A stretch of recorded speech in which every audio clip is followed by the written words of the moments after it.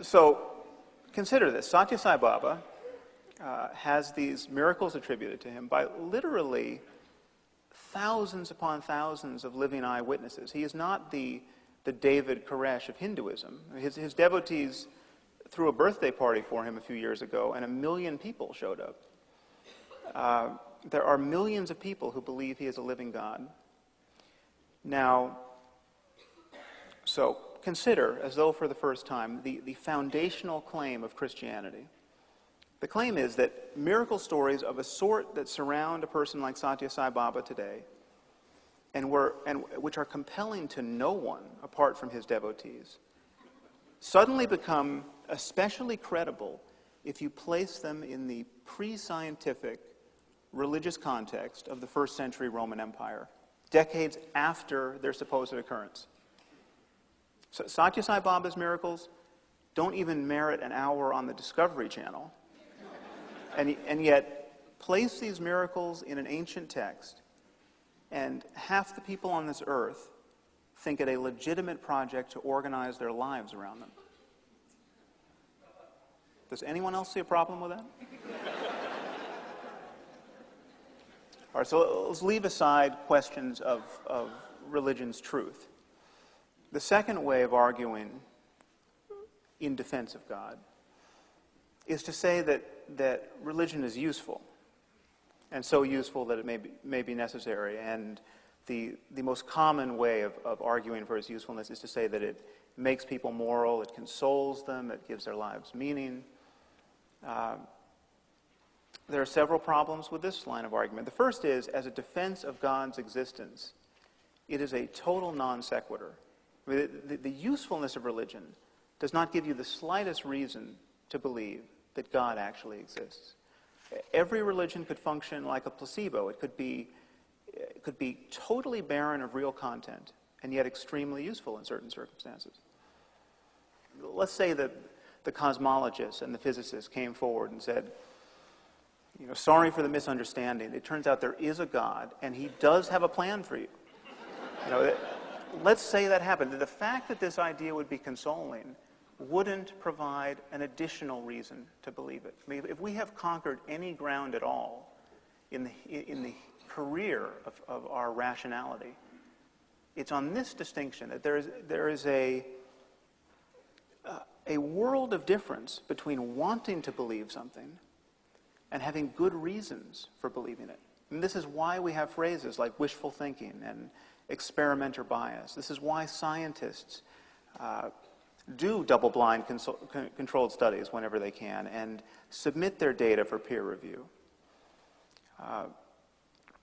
So that's the crucial piece. When you hear someone arguing for the link between morality and religion, or the fact that it gives people meaning in their lives, this is an argument about the usefulness, and this is not an argument for the plausibility of any specific religious doctrine. The other problem with arguing for the usefulness of religion is that the dangers of religion are testified to now on a daily basis by bomb blasts. I mean, how useful is it that millions of Muslims in this world believe in the metaphysics of martyrdom? How useful is it that the Shia and the Sunni in Iraq have such heartfelt religious differences?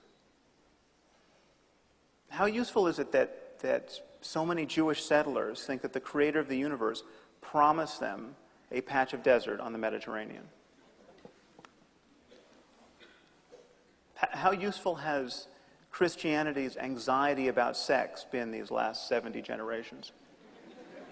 Great. Jews, Christians, and Muslims claim that their holy books are so profound, so prescient of humanity's needs, that they could only have been written under the direction of an omniscient deity. An atheist is simply someone who has considered this claim, read the books, and found the claim to be ridiculous. There is nothing that needs to be presupposed on insufficient evidence in order to reject the biblical God. I mean, what dogma have we all embraced to not take Zeus and Poseidon and Apollo into account on a daily basis? What dogma have we used to reject all of the thousands of dead gods who now lie buried in that mass grave we call mythology? Would it be dogmatic to doubt that the Iliad or the Odyssey was written by the creator of the universe? This is not dogmatism. As Carl Sagan said, extraordinary claims require extraordinary evidence. That is all you need for atheism. I mean, if ever there were an antidote to dogmatism, that's it. There's a related claim, the idea that atheism is arrogant, and science generally is arrogant in its dismissal of religion. This is really ironic. It's this claim reverberates ceaselessly in the echo chamber of American religious discourse.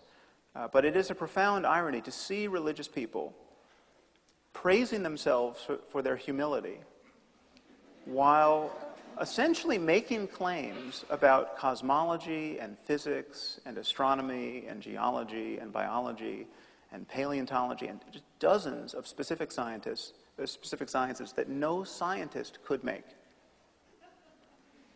I mean, every religious person who takes the Genesis account of creation, say, seriously, 53% of Americans seemingly take it literally, but just even dignifying it as informative. Any person who's doing this is essentially saying to somebody like Stephen Hawking, Stephen, you're a smart guy. I see you got a lot of equations over there, but you essentially don't know enough about cosmology, because here, God did this in 6 days, and then he rested on the seventh, and I don't really, it could be a metaphor, but I don't see you really grappling with the nuances here, and they're essentially saying to someone like Richard Dawkins or Robert Trivers or any evolutionary biologist, they're saying, you're saying all this stuff about DNA and the fossil record and radiocarbon dating, but it says here that man was made in a separate act of creation, and that really we should ponder over that. And this would be amusing, this kind of covert arrogance, if it were not having such a disastrous effect, if it were not impeding the teaching of science in this country. 30% of biology teachers don't even mention evolution because it is such a hassle to deal with the religious lunacy of their students and their parents. This really is impeding medical research. It really is eroding the prestige of the United States in the eyes of the rest of the world. You saw this recent Republican debate. When asked, how many of you reject evolution? 3 arms go up. This is flabbergasting. These people are seeking the highest not only the highest office in the land, they're seeking more power and responsibility than any person has had in human history.